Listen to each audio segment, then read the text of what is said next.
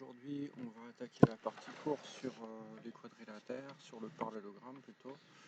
D'ailleurs, le titre c'est plutôt les parallélogrammes.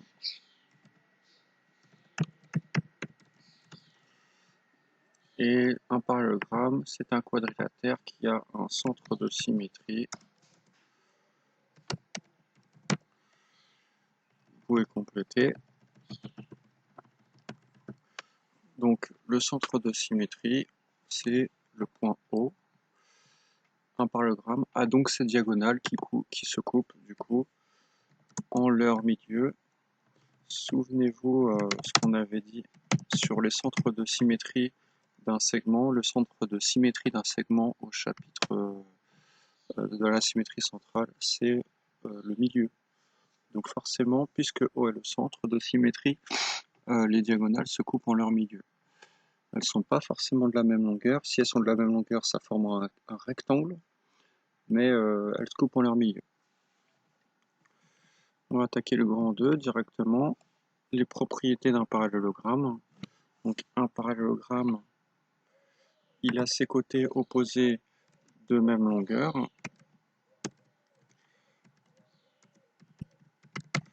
Bah forcément de même longueur, parce que quoi? Parce que il y a un centre de symétrie, donc par symétrie, les longueurs sont conservées.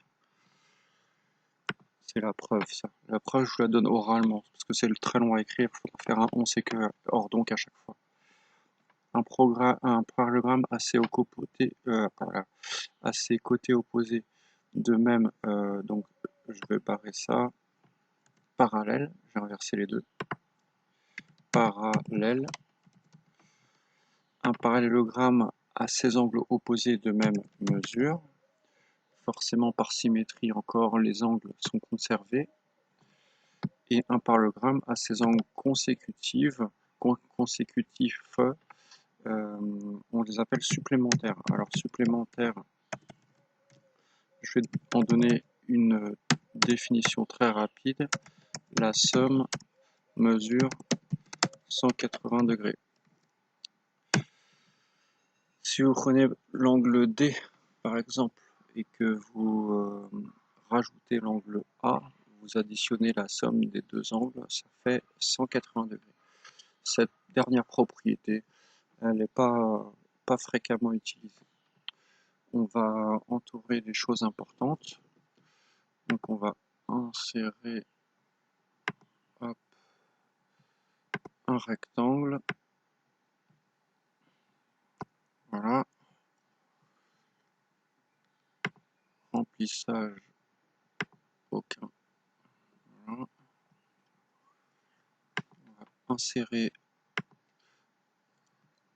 un rectangle.